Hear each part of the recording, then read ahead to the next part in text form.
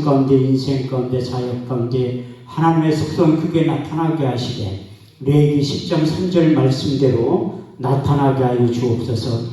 하나님의 가까이 하는 자에게 내 거룩함을 나타내겠고 온 백성 중에 내 영광을 나타내 보여주신다고 하신 약속의 말씀이 더 이루어지게 하시고 더 나아가 사모하는 영혼을 만족해 하시며 주님 영혼에게 좋은 것으로 채워지마 약속하신 시편 107편 9절 말씀이 이루어지게 하여 주옵소서. 우리의 예배를 받아 주옵소서.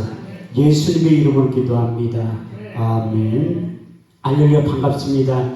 우리 서로 다 같이 인사하겠습니다. 주님 이 자리에 계십니다. 다시 한번 하겠습니다. 오늘 좋은 일이 일어납니다. 아멘 하신 분들에게 이 밤에 좋은 일이 일어나게 될 줄 믿습니다. 지금 아멘 하신 분들에게 하나님의 더 큰 은혜가 임하게 될 줄 믿습니다.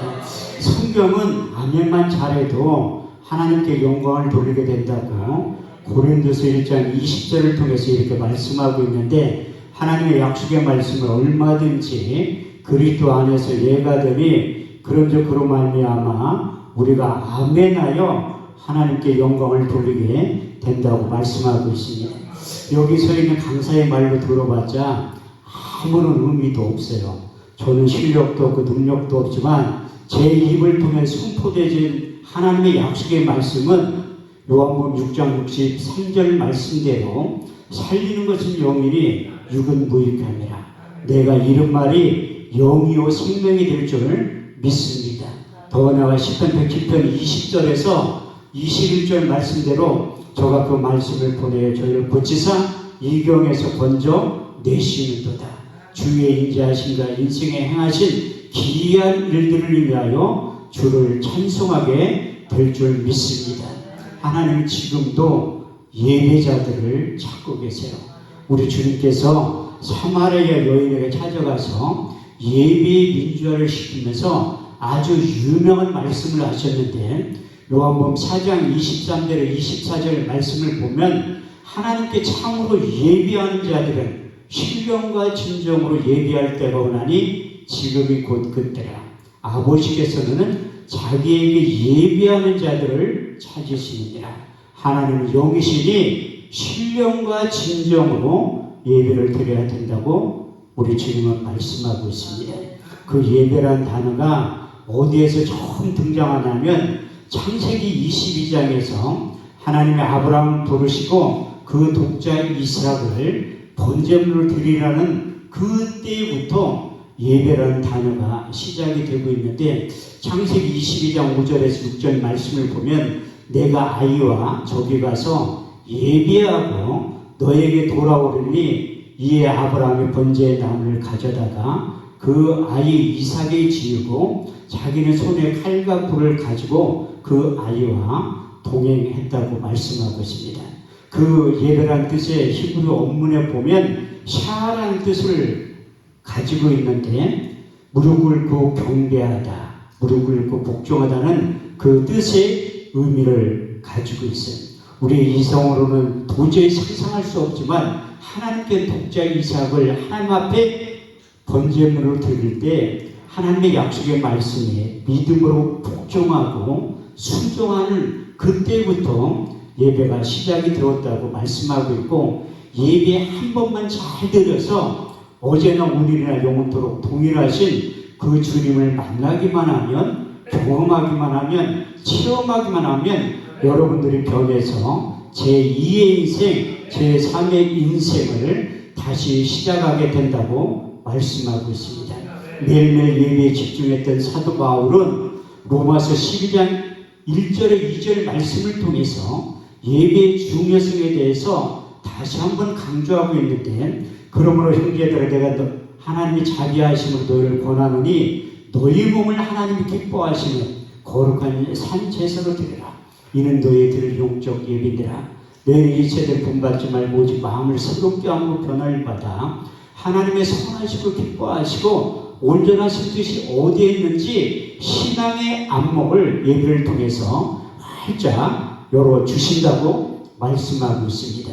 제가 아름다운 기도원은 처음에 생겼을 때 설교하러 2번 왔었고 오랜만에 왔는데 제가 올 때마다 김대성 목사님이 이제 사단법 민족복음운동본부 대표장 하실 때 제가 민족복음운동본부 총 3대 부흥단장을 여기 할 때요. 그래서 김대성 목사님 대표장님이셨기 때문에 그분이 하시는 사역을 유심 있게 관찰하고 그분이 섬기는 기도원에서 저도 집회를 많이 했었죠. 그 특별히 남경산 기도원과 그 곤지암 한반도 기도원, 삼청 큰 십자가 기도원에서 제가 집회를 하고 우리 단체에서도 남경산 기도원에서 6월 달에서 이 집회를 인도하고 제가 다 다음 주 16일부터 남경산 기도원 원장님이 저를 사랑하시고 아껴주셔서 불러주셔서 개인 집회를 한 주간 동안 하는데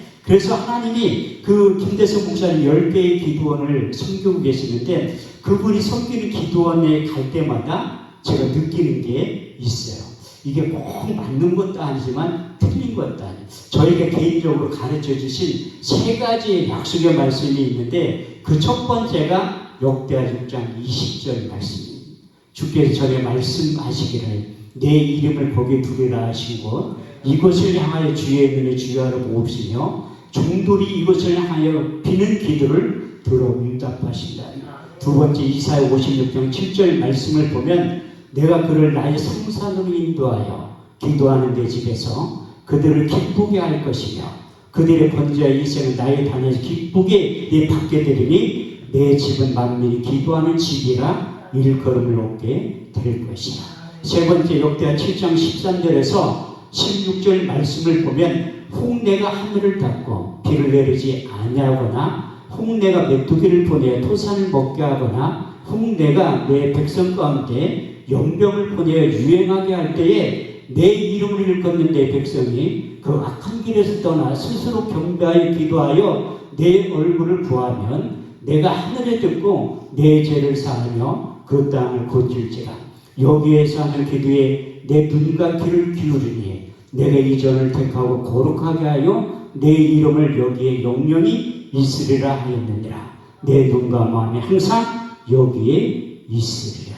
하나님께서 귀에 들어 쓰시는 그 한 시대의 핵을 긋는 종을 통해서 이제 기도원 운동이 회복이 되는데 하나님께 들어 쓰시는 그 귀한 10개 중에 하나인 대전 아름다운 기도원 내에 와서 저희 예수 새생명 부흥회를 통해서 이제 집회를 허락해서 하나님께 감사하고 원장님한테 감사하고 여기 기도원 관계자 특별히 부원장 님한테 진심으로 감사를 드립니다. 그래서 제가 허락하신 시간 안에 내가 만난 예수님에 대해서 전하고 증거하려고 하는데 저도 집회를 15년 동안 하다 보니까 예수님 얘기는 안 한 적이 어느 순간부터 있더라고요.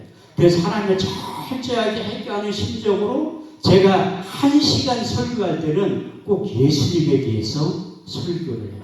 성경은 다 예수님에 대해서 말씀하고 있는 거예요. 구약 성경은 오실 예수님에 대해서, 신약 성경은 오신 예수님에 대해서, 요한계시록은 다시 오실 예수님에 대해서 말씀하고 있습니다.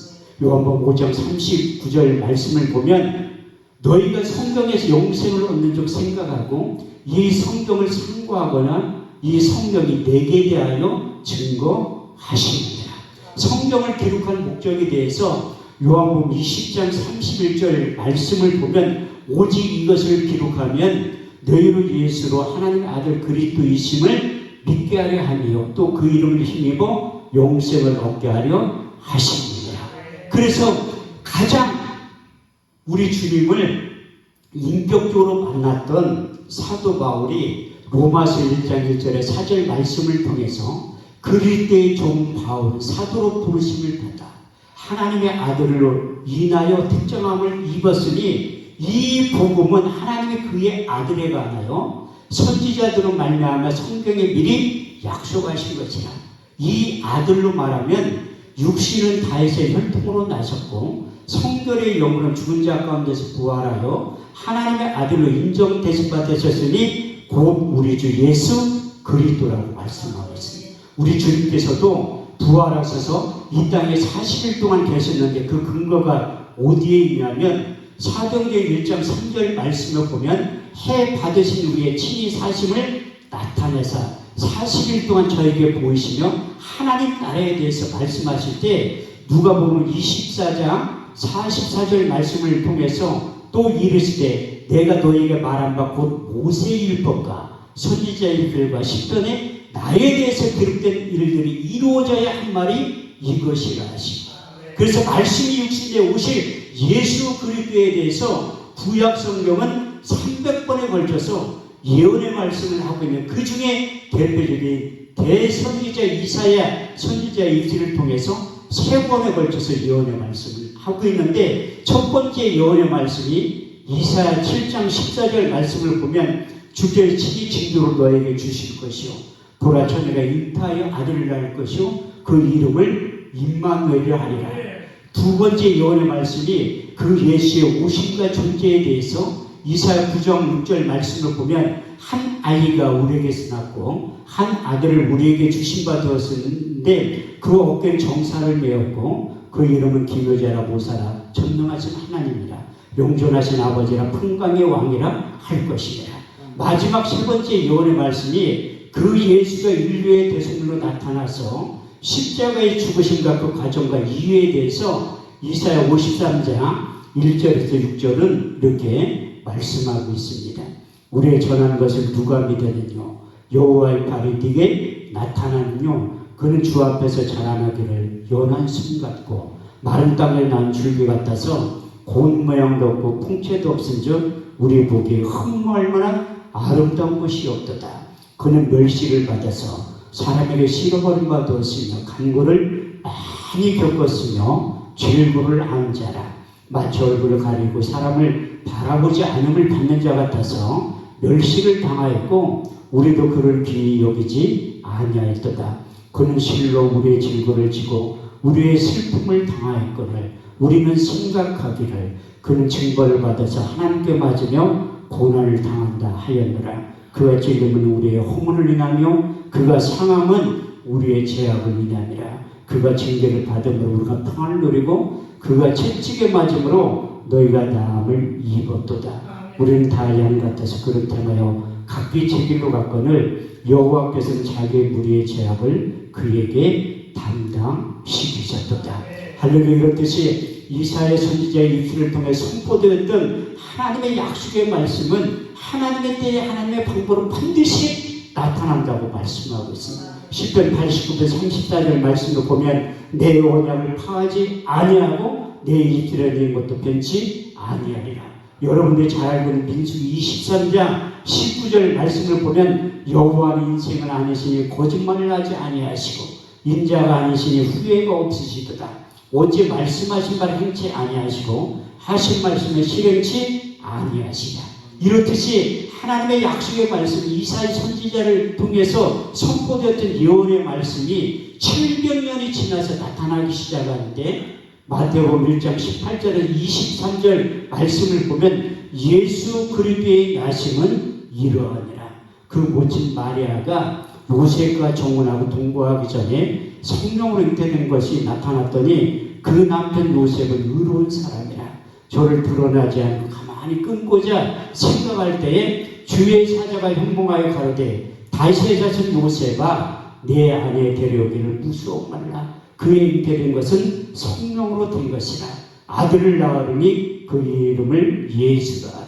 이는 자기 백성을 저희 죄에서 구원할 자이시니라. 이 모든 일에 된 것은 선지자가 하신 말씀을 오늘과 같이 이루려 하심이니라. 볼지어다 처녀가 잉태하여 아들을 낳을 것이요 그 이름을 임마누엘이라 하라 했으니 이를 번역한즉 하나님이 우리와 함께 하심이니라. 예수 자기 백성을 저희 죄에서 구원할 그분이 그 이름을 우리에게 주시고 그 이름을 믿기만 하면 영접하기만 하면 하나님의 자녀가 될 권세를 우리에게 주셨다고 말씀하고 있습니다. 요한복음 1장 12절에 13절 말씀을 보면 영접하는 자, 곧 그 이름을 믿는 자들에게는 하나님의 자녀가 되는 권세를 주셨으니 이는 혈통이나 육종이나 사람의 뜻으로 난 것이 아니요 하나님께로 난 성물이라고 말한 다음에 사도 바울은 그 예수 그리스도의 이름의 비밀에 대해서 이렇게 풀어서 설명하고 있는데, 골로새 2장 2절의 3절 말씀을 보면 하나님의 비밀인 예수 그리스도, 그 안에 지혜와 지식과 총명과 모든 감춰진 보화가 담겨져 있다고 말씀하고 있습니다. 여러분들도 예수 그리스도의 이름을 입으로 시인하고 고백하기 때문에 이 자리에 앉아 계신 줄 믿습니다. 우리가 예수를 입으로 시인하는 게 쉬운 것 같지만 결코 쉽지 않다고 말씀하고 있습니다.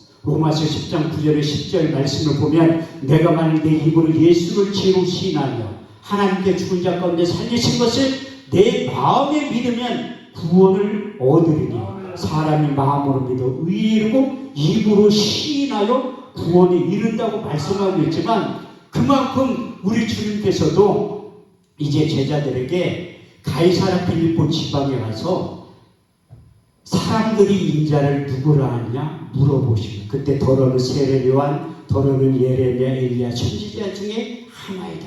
그러면 너희는 나를 누구라 하느냐? 주는 그러시듯이요 살아계신 하나님의 아들입니다.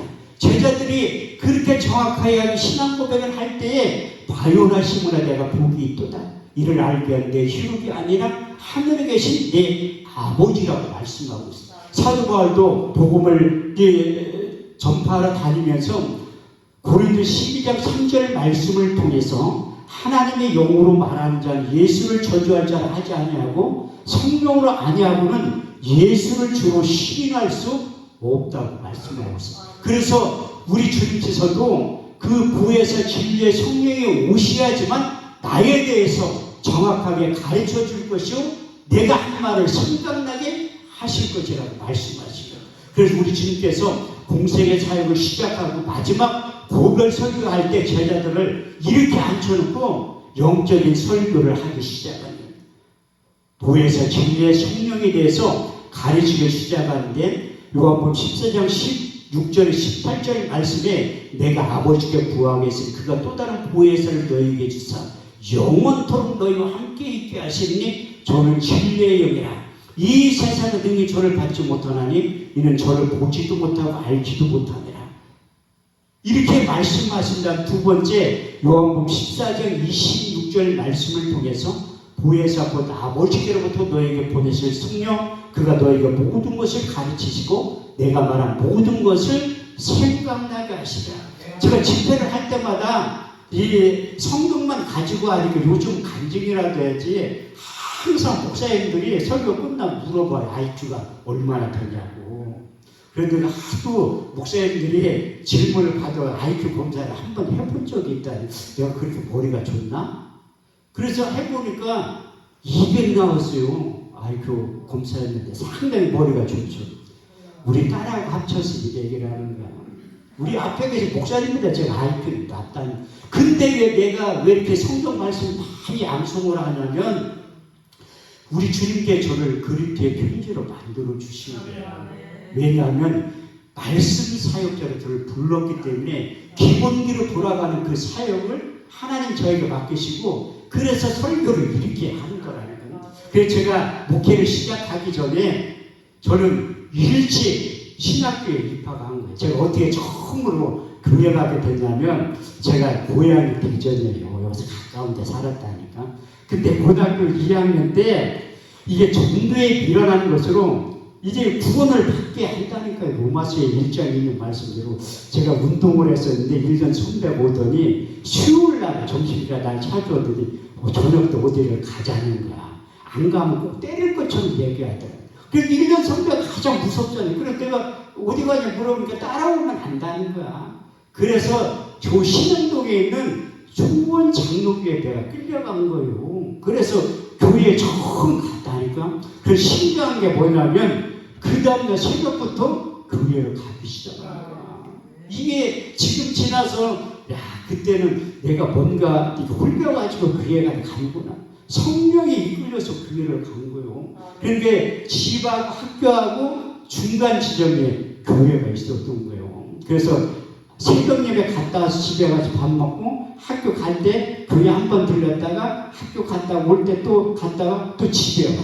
우리가 7남매인데 고모하고 삼촌들도 옛날에 다 같이 가요. 못 사는 것도 하나님의 은혜라는. 학교 끝나고 집에 가면 심부름을 시키잖아요. 그러니까 이제 교회를 간다는 거예요. 그때나 지금이나 우리 교회도 마찬가지지만 기도하는 분들 할머니들밖에 없어. 그 할머니들도 기도를 안 한다니까요. 이 젊은 학생이 가니까 얼마나 고맙게 생각했어요. 근데 고등학교 3학년 때 부흥회를 한 거예요. 옛날에 부흥회를 주일날 저녁 때부터 토요일날까지 한 거야. 난 그 목사님 잊어먹지도 않는다. 김원성 목사님이라고 미국에서 오신 분이야. 그래가지고 주일날 저녁에 나를 부르더라고. 너 이 한 주간 동안 부흥회 하니까 낮에는 학교 가니까 빠지지 말고 새벽하고 저녁 때는 꼭 오라는 거야. 교회에. 그런데 다 조건이 있는데 헌금을 꼭 하라는 거야. 난 그때 깨달았지. 미국에서 온 목사님이라 역시 틀리는 걸. 학생이 무슨 돈이 있다고 나한테까지 뼈를 뜯으려고 하나. 이렇게 생각했다. 그래서 아침에 엄마가 차비 주면 1시간 동안 걸어갔다 걸어온 거예요. 헌금하려고. 그래서 토요일날 새벽 되니까 날 나오라고 하더라고. 그래서 그 김원선 목사님 나에게 머리에 손을 대고 안수하면서 너는 앞으로 목사가 될 것이고 훌륭한 동사가 될 것이다. 난 하나도 안 믿었지. 담임 목사님하고 짜고 나 서울로 대학교 못 가게 하려고 날 잡으려고 저렇게 하는구나. 그런데 그 말씀이 떠나지 않는 거예요. 그래서 생각을 사로잡아 그립게 북경에서 제가 86년대 신학교를 가서 세상 가운데 있다가 회개하고 돌아와서 목사한테 한참 후에 받은 거예요. 근데 내가 주님을 인격적으로 만난 적이 없잖아요. 목회를 하긴 해야 되겠는데 아니 이론 가지고는 목회를 못할 것 같아요. 그래가지고 제가 성서 현장 연수를 간 거예요. 남들은 다 성지 순례라고 하는데 나는 고급단을 써가지고 성서 속의 현장 연수를 갔다 왔다니까.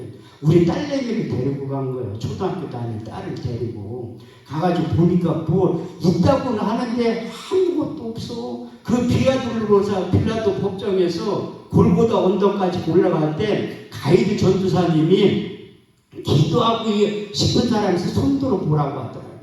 그래서 내가 손을 번쩍 들고 기도를 하려고 하니까 딸내미가 아빠 창피하게 왜 기도를 하려고 해. 그냥 당하게 냅두지. 그런데 기도를 한 거예요. 그때 이사 53장 1절에서 6절 말씀을 암송하니까 다 울어 목사님들이. 여기 우는 사람 한 명도 없잖아. 그게 한 명이 그만큼 중요하다는 거예요. 거기 와서 출발할 때 기도하니까 울면서 거기까지 올라와. 근데 뭐 있다고 하는데 하나도 모르겠어. 뭐 마가의 다락방이라는데 옆에 가니까 또 있어. 원조가. 아유 그래서 내가 그래서 내가 와가지고 이게 참 우리 주님을 인격적으로 만난 다음에 내 목표를 시작을 해야 되는데 만난 적이 있어야지. 그래서 저기 양평 기도원에 가서 보니까 여기 써있더라. 잠언 8장 17절. 나를 사랑하는 자 나의 사랑을 입으며 나를 간절히 찾는 자가 나를 만나게 될 것이다. 이 말씀을 붙잡고 기도하기 시작한 거예요. 제가 분당에 15년 살았었는데 저와 한 사람 목사 만들려고 그 구국재단이 있거든요. 지금도 있어요. 저 힘들 때 가끔 찾아가서 기도하는데 첨성대처럼 돌로 만들어놨어요. 그게 20명이 모여서 기도하는데 그 제 아는 권사님 거기에 기도전에 소리 내가 딱 가니까 2달 만에 하나님 다 교통정리를 다 한 거야. 교통정리를 다 했다니까. 그래서 나 혼자 거기 간 거예요. 실업자 할 일이 뭐가 있어. 가서 성경 보고 기도하고 성경 보고 기도하고 그때 성경을 참 많이 읽고 묵상했대. 그때 우리 주님께서 내 인생 가운데 사도행전 9장, 사도행전 22장, 사도행전 26장 사도 바울에게 찾아오셨던 다메섹 사건이 저에게도 임하게 된 거예요. 그래 빛으로 찾아오신 그 주님이 유기의 신비에 새겨진 첫 번째 말씀이 있는데 하늘의 시간 개념을 체험하게 만든 거예요. 베드로서 3장 8절 말씀을 보면 사랑하는 자들아 주께는 천년이 하루 같은 이 한 가지를 잊지 말라고 말씀하고 10편 90편 4절 말씀을 보면 사랑하는 자들아 주께는 천년이 지나간 밤의 한 경점 같을 뿐입니다. 이 말씀은 제가 우리 주님하고 한 5분 정도 대화를 한 것 같은데 깨어나는 게 8시간이 지나. 나는 그때 하늘의 시간 개념을 배운 거라는 거예요. 그때 우리 주님께서 내 육의 신비에 새겨진 5가지의 말씀이 있어요. 그 첫 번째, 너는 스승으로서 목회하지 말고 아비의 심정을 가지고 목회를 하라. 고린도서 4장 15절 말씀을 보면 그리스도 안에서 일만 스승이 있으되 아비를 만지 아니하니 내가 복음으로 너희를 낳았는데. 두 번째 주신 말씀, 그때 제가 말 잘할 수 있는 능력을 주신 거예요. 우리가 7남매인데 우리가 사형제거든요. 큰형은 죽고 없고 가끔가다 큰형 살아있을 때 식당에서 만나가지고 우리는 주문도 말로 안 해. 손가락으로 한다는 거예요. 30분 밥 먹고 나갈 때 식당 아줌마 계산한테 봉오리 안 했냐고 물어봐요. 한마디도 안 해. 지금도 어쩌다가 누나들 만나면 왔냐 자기가 그게 끝이야. 그 동생이 목동에 사는데 저 보고 싶으면 내 교회로 오라고 하면 안 와. 자기네 집으로 놀러 오라고 하지. 그럼 내가 용돈 주면 가고 용돈 안 주면 안 간다고 하면 용돈 드릴 테니까 오라고 한다. 그럼 가야지. 신방을 돈 준다는데. 그래서 딱 가서 하면 형 왔어요? 그럼 얼굴만 쳐다보고 2시간 동안 있어. 재수 씨는 답답해 죽겠다는. 재수 씨가 상당히 똑똑한 여자예요. 서울대 나왔으니까 얼마나 똑똑해. 근데 50 넘으면 학력에 평준화돼서 고등학교 나온 누나들하고 똑같아. 서울대 나온 재수 씨하고 또 인물에 평준화돼가지고 50 넘으면 미스코리아 출신하고 다 똑같다니까요. 거기서 거기야. 여러분들 하나도 실망할 거 하나도 없다니까. 50 넘은 분들은 내가 못 배워서 서운할 것도 없고 못생겼다고 서운할 것도 다 평준화돼가지고 전혀 걱정이 없다. 근데 하나님이 그때 내 인생 가운데 찾아서 말 잘할 수 있는 능력을 준 거요. 성경 속에 보는 인물들이 바울도 상당히 말을 못했대. 내가 한겨는 성경에 써있다니까요. 고린도서 10장 10절 말씀을 보면 그 편지는 중하고 힘이 있으나 그 몸으로 대할 때 말에 시원치 않다. 말을 얼마나 못했으면 성경에 써있어 말을 못한다고. 바울도 고백하잖아요. 고린도 11장 6절 말씀을 보면 나는 말에는 조라나 지식에는 그렇지 아니하다.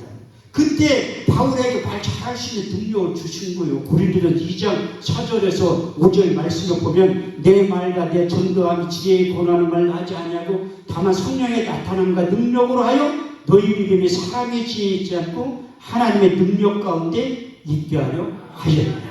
바울에게 주셨던 말 잘할 수 있는 능력도 저에게 주시는. 세 번째, 요한복음 10장 10절 도적이 오는 건 도적기라고 죽이고 멸망시키는 것뿐이요 내가 온 것이 양으로 생명을 얻게 하고 더 풍성히 얻게 하려 함이니라.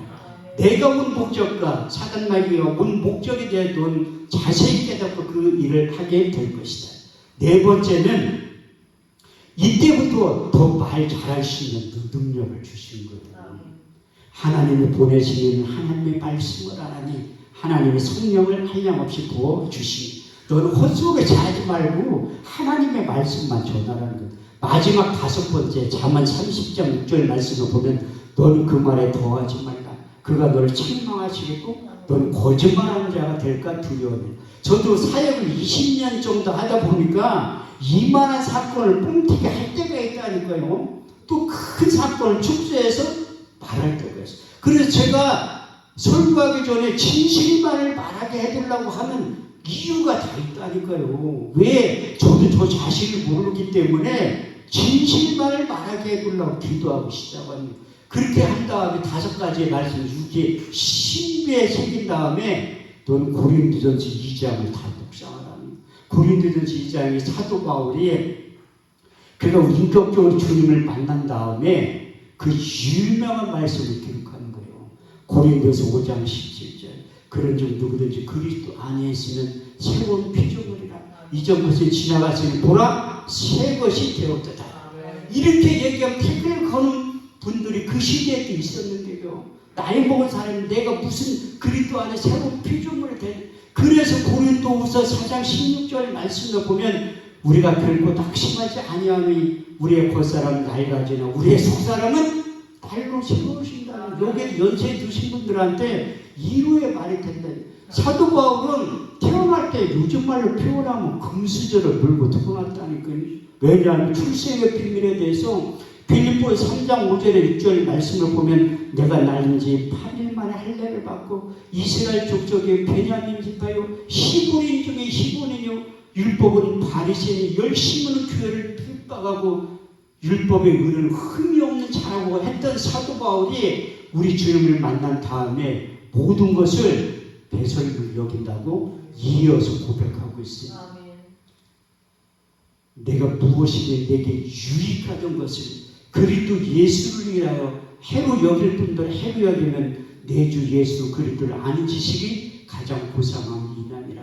내가 그를 인하여 모든 것을 잃어버리고 배설물로 여기면 내가 그리스도를 얻고 그 안에서 나를 발견했기 때문에 그가 가지고 있는 육신의 정욕, 안목의 정욕, 이생의 자랑을 다 십자가에 못 박았다는.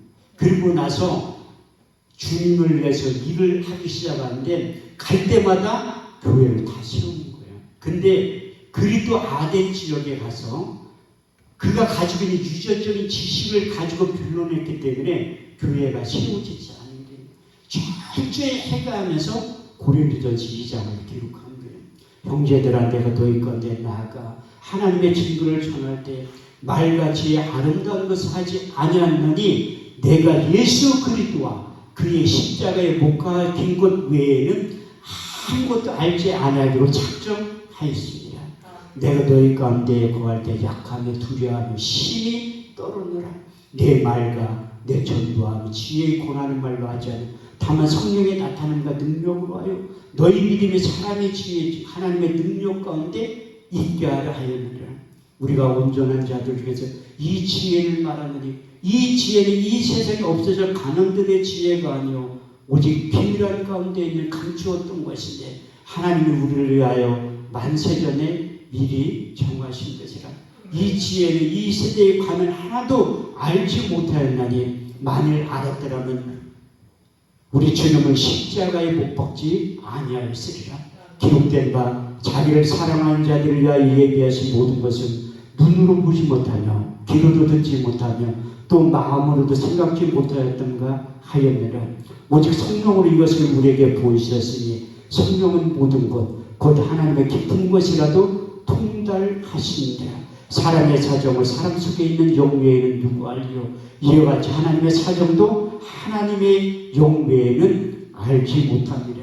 우리가 세상의 영을 받지 아니하고 아버지께로부터 온 영을 받았으니 이는 우리로 하여금 하나님께서 은혜로 주신 것들을 알게 하려 하십니다. 우리가 이것을 말하는 것이와 세상에 가르친 말로 하지 않고 오직 성령의 가르치신 것을 하니 신령한 것을 분별하느니라. 유대에 속한 사람은 하나님의 성령의 일을 받지 아니하느니 저에게 미련하게 보임도 깨닫지도 못하나니 이런 일을 영적으로 분별하느니라. 누가 주의 마음을 알아서 주를 가르치겠느냐? 그러면 우리가 그리스도의 마음을 가졌느니라. 사도는 철저히 해가면서 그리스도의 마음을 갖기를 원했던 거예요. 그래서 우리 주님께서도 제자들에게 보혜사 진리의 성령의 두 번째 얘기도 깨닫지 못하니까 세 번째 요한복음 15장 26절 말씀을 통해서 아버지께로부터 너에게 보낼 보혜사 곧 아버지께로 나오신 진리의 성령이 오실 때 그가 나를 증거하실 것이요. 그분이 오셔야지만 예수님에 대해서 증거하십니다. 그래도 깨닫지 못하니까 요한복음 16장 7절에 8절 말씀을 통해서 내가 실상을 말하노니 내가 떠나가는 것이 너에게 유익이라. 가면 내가 보혜사를 너에게 보내리니 그가 와서 죄에 대하여 의에 대하여 심판에 대하여 이 세상을 책망하시리라. 죄에 대하여 너희가 나를 믿지 아니하면 심판에 대하여 이 세상 임금이 심판을 받았느니라고 한 다음에 우리 주님께서 부활하셔서 이제 성령의 중요성에 대해서 얘기하는 것을 넘어서 사도행전 1장 4절 5절 말씀을 통해서 사도와 같이 모이사 저에게 분부하여 가라사대 예루살렘을 떠나지 말고 너희들 아버지의 약속하신 것을 기다려라. 유하는 물로 세를 베풀었으니 너희는 몇 날이 못되어 성령으로 세를 받게 된다고 하신 다음에 성령을 부어주신다고 또 한 번 약속하십니다. 요한복음 20장 21절 22절 말씀을 보면 너에게 평강이 있을지어다. 아버지께서 나를 보내신 것 같이 나도 너희를 보내느라. 저를 향하며 숨을 내쉬며 가라사대 성령을 받으라. 나의 영을 받으라고 외치십니다. 그래서 마음을 갖춰 전혀 기도에 힘써주는 120명의 사람들이 그 약속하신 성령을 기다릴 때 성령이 임하는 장면이 오늘 본문 말씀입니다. 오순절에 이 이름이 저희가 다 같이 한 곳에 모였을 때 호리의 하늘로부터 급하고 강한 바람 같은 소리가 있어 저희 앉은 온 집에 가득하며 성령이 임하는 것을 청각적으로 들었다는 거예요. 바람하면 하나님의 임재를 뜻하는데 엘리야가 그 하나님 앞에 하나님의 임재를 보여주려고 하니까 열왕기상 19장 11절 말씀을 보면 너는 나가서 여호와 앞에 산에 섰으라 하시니 여호와께 지나가는 크고 강한 바람이 산을 가르고 바위를 부쉈다고 말씀하고 있어요. 지금도 사도행전 2장 1절에서 4절까지의 말씀이 나타나고 있어요. 제가 회개하고 돌아와서 제 나름대로 인물되지 실력되지 능력되지 하나님은 반드시 청담동이나 압구정동의 교회를 개척시켜줄 줄 알았는데 생각이지. 이사야 55장 8절에 9절 말씀을 보면 내 생각은 너의 생각과 다르며 내 길은 너의 길과 달라서 하늘이 땅보다 높은 것 내 생각은 너의 생각보다 높으니라. 제가 분당에 15년 살았는데 그렇게 성남에 못 사는 동네가 있는지조차 몰랐다니까요. 근데 하나님의 보기에서 교회를 개척하기 쉽지 않아요. 내가 그때까지만 해도 물질에 대해서 깨끗했던 사람이에요. 물질이 깨끗한 게 뭐냐면 돈이 한 푼도 없다는 거예요. 돈이 한 푼도 없으면 오히려 편해요. 위만 쳐다본다니까. 하나님이 지금도 누구보다도 나를 잘 알기 때문에 꼭 필요한 것만 줘. 그래서 요즘은 기도 전략을 바꿨다니까. 가불 기도를 하고 어차피 말일날 줄 거 20일 좀 빨리 좀 돌아가. 그래도 하나님은 응답하신다니까. 그래가지고 성남에서 내가 하도 이게 목회를 내가 지금 못 받은 건지 힘든지 전 처음에 교회 개척할 때 내가 교회 개척하면 3년 만에 한 1000명 될 줄 알았어요. 근데 이 교회 개척하고 한 달 만에 내가 이 세상에 가장 빠른 새를 발견했다니까요. 그게 월세야. 주일날 4번 예배 드리면 임대로 돼야 할 때. 그게 현실이라는 현실. 그래서 하나님한테 기도 제목을 바꾼 거예요. 나 압구정동이나 청담동 아니더라도 서울로만 보내줘서 서울. 8년 만에 응답받았다니까. 8년 만에. 근데 이 교회가 부흥돼서 이사가면 얼마나 좋아. 보증금 다 까먹고 길거리에 다 함께 생겨가지고 이사가게 했다니. 하나님이 교회 이전시키는 방법도 여러 가지라는 거예요. 그래서 여기에 목사님 계시면 걱정할 게 하나도 없어. 하나님의 망하게 하는 것도 하나님의 방법이고 부흥해서 가는 것도 이전하는 방법 중 2가지가 있는데 하나님이 저는 전자를 택하실 뿐이야. 보증금 다 까먹고 이사가게 됐다니까요. 그래서 이사 갔는데 그 이사 가자마자 이제 교회에 아무것도 없는 거예요. 그 봉제공장 16팔동에 30평짜리 얻은 거야. 2,120만 원짜리를. 근데 뭐 인테리어 할 돈이 있어야지. 그러니까 개척교회가 살아남는 방법은 매일 예배 드리니까 매일. 저 한복 놓고 설교 잘하는 이유가 뭐냐면 우리 집사람 한복 놓고 3년을 설교하는 사람이에요. 그런데 얼마나 잘하겠어. 한복 놓고 설교를. 그래서 그것도 다 훈련이니까 한복 놓고 할 때도 있고 100명 놓고 할 때도 있고 1000명 놓고 할 때도 있다는 거예요. 근데 하나님이 그렇게 매일매일 예배 드리니까 사람을 보내. 오더니 목사님 왜 교회에 간판이 없냐. 내가 살짝 불러서 얘기하지. 돈이 없어서 못 따랐습니다. 또 기도 막 하니까 또 사람 보내. 왜 십자가가 없냐 교회에. 내가 그분 불러서 얘기하지. 조용하게. 돈이 없어서 못 따라. 그분 다 해줬다는 거예요. 근데 매일매일 예배 드리니까 어떤 전도사님이 왔는데 우리 교회에 이 아무것도 없잖아요. 그 바닥에 앉아서 앉아서 예배 드리는 거예요. 오자마자 쓰러진 거야.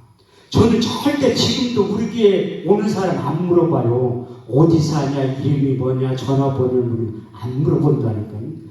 그건 제 목회 원칙이에요. 그런데 오고 싶으면 오고, 말고 싶으면 말라, 그렇게 하지. 속편한 거지. 내가 붙잡는다고, 내 자식도 내 말 안 듣는데, 누가 목사의 말을 듣겠어요? 예수님 말도 안 듣는데, 내 말 누가 듣겠어요? 그러니까 오면 좋고, 안 오면 말고, 그러니까 편하게 목회 하는 거예요. 근데 그 전도사님 오자마자 쓰러진 거야. 나는 그렇게 쓰러지는 모습을 교통사고 나와 차에 쳐가지고 팍 날아가면 그렇게 일어서고 있어요. 야, 큰일 났대. 이전 예배 드릴 때가 얼마 되지도 않았는데 교회에서 사람 죽었다가 소문 나면 나는 이제 또 문 닫고 딴 데로 가야 되는데 어떡하지? 이렇게 생각하는데 내가 여자니까 만지지 못해. 집사람 시켜가지고 일으켰어요. 못 쓰러 일으켰어요. 그래 안 되겠어. 그래도 핸드폰 뒤져가지고 신랑한테 전화를 했지. 이런 일이 생겼는데 빨리 데려가라고 했더니 신랑이 오더니 성질을 확 내는 거예요. 자기 와이프한테 뭐 어떻게 이렇게 축 늘어졌냐고 하다 부른다고 그냥 쓰러졌다고 하니까 그분이 한참 있다 온 거예요. 한 달 있다가 내가 너무 궁금해가지고 예배 안 드리고 물어본 거예요. 왜 쓰러졌냐고. 그때 그 전도사님 한 얘기가 십자가에서 토네이도 강풍이 나와가지고 자기 쓰러졌다. 거짓말하지 말라고 그런 게 어디냐고 했더니 그렇다는 거야. 그런데 내가 성경에 없는 얘기는 안 믿잖아요. 그렇게 찾아보니까 열왕기상 19장 11절에 써있더라고. 여호와 하나님께서 나타나시는데 크고 한 살로 바위를 부셨다는 거야. 쓰러뜨린 거 그 토네이도 강풍이 나 쓰러졌다는데 여기 사무총장 목사님도 제가 한 9년 전에 오산에 가서 집회할 때 저분들 이게 청력이 안 들렸었는데 그때 사역할 때 저분 3번이나 쓰러진 거예요. 그러니 이 청력이 다 회복됐다니까. 그러니까 같이 동역하는 거예요. 10년째. 그냥 동역하는 게 하나님이 그런 사건들을 통해 지금도 성경 속에 있는 일들이 나타나기 시작해요. 근데 두 번째 불의 같이 갈라지는 것이 저에게 각 사람 위에 임하여 있더니 이게 청각으로 들었다가 또 시각으로 보는데 불하면 하나님의 임재를 뜻하는 거예요. 출애굽기 3장 2절 말씀에 보면 여호와의 사자가 떨기나 불꽃 가운데 나타나시는 떨기나에 불이 붙었으나 사라지지 않았다는. 또 출애굽기 19장에 보면 시내산의 연기가 자욱하니 불 가운데서 여호와께서 강림하시니라. 그 불하면 하나님의 임재를 뜻해요. 솔로몬 성전을 다 짓고 나서 대표기도를 하는 거예요. 역대하 7장 1절에서 3절 말씀을 보면 솔로몬이 기도를 마치며 불이 하늘에서부터 내려와서 그 번제물과 제물들을 사르고 여호와의 영광이 여호와의 전에 가득함으로 제사장이 능히 그 전에 들어가지 못하였고 이스라엘 자손 불이 내리는 것과 여호와의 영광이 여호와의 전에 가득한 것을 보고 박석한 땅에 엎드려 경가에 이르기를 선하시도다. 그 자비하심이 영원히 있도다. 그렇게 해서 그 솔로몬이 기도할 때 불이 떨어졌대. 또 불하면 떠오르는 선지자가 엘리야라니까요. 그 이방 신들과 능력대들을 펼칠 때 한번 상상 갈멜산에 요즘 말로 표현하면 무당들이잖아요. 이방신 850명이 모여가지고 구슬을 하는 거예요. 제가 여기 처음 왔을 때 요 위에 올라가가지고 위에 굿당이 있어요. 내가 이 집회하는 목적도 저 굿당 우리 목사님들한테 다 얘기했더니 우리가 집회하면 저 하나 없어진다고. 그래서 그 집회를 하는 거예요. 걔네 안에 다 이유가 있으니까 집회를 하는 거라니까. 그래서 엘리야가 너희는 너희 신의 이름을 부르라. 나는 여호와의 이름을 부르리니 이에 불로 응답하는 신 그가 참 하나님이라는 거예요. 그래서 이방 신들이 아무리 해도 불이 떨어지지 않으니까 엘리야 선지자가 응답하셔서 딱 두 마디 한 거예요. 그랬더니 열왕기 18장 38절의 말씀을 보니까 불이 하늘에서부터 내려와서 그 번제물과 나무와 흙과 돌을 태우고 돌아매물을 핥았다는 거예요. 그런데 저도 이 설교를 하면서 소방차가 오나 안 오나 이렇게 두고 설교를 하거든요. 불 떨어지면 오야 될 거 아니에요. 소방차가. 그런데 아무도 안 와. 아까 불빛 들고 저 소방차가 사이렌 소리 안 나는 게 소방차. 나는 아직 엘리야 따라가려면 아직도 몰라. 그래도 항상 기대를 하면서 이 설교를 할 때는 불이 떨어지면 소방차가 반드시 올 것이다. 그런 얘기. 왜냐하면 옛날에 오관성 목사님이 설교할 때 믿지 않는 사람들이 교회에 불렀다고 신고를 몇 번이나 했대요. 그런 일들이 지금도 나타나기 시작해요. 근데 이게 중요한 게 아니라 성령의 충만을 받고 성령의 말하게 하심을 따라 옛날 성령 방언으로 말하기 시작하네. 지금은 저희가 다 성령의 충만을 받고 성령의 말하게 하심을 따라 다른 언어로 말하기 시작해요. 내적인 게 중요한 게 아니라 인격적인 변화가 나타나기 시작한다. 성령이 우리 육체 가운데 전상으로 들어오면 우리의 생각을 사로잡아 그리스도께 복종하게 만듭니다. 근데 우리의 생각은 육신의 생각이 사도 바울이 가장 정확하게 실어놓은 거예요. 로마서 8장 5절에 8절 말씀을 보면 육신을 주는 자는 육신의 일, 영을 주는 영의 일을 생각하는 육신의 생각은 사망이요 영의 생각은 생명과 평안이니라. 육신의 생각은 하나님과 원수가 되나니 이는 하나님의 법에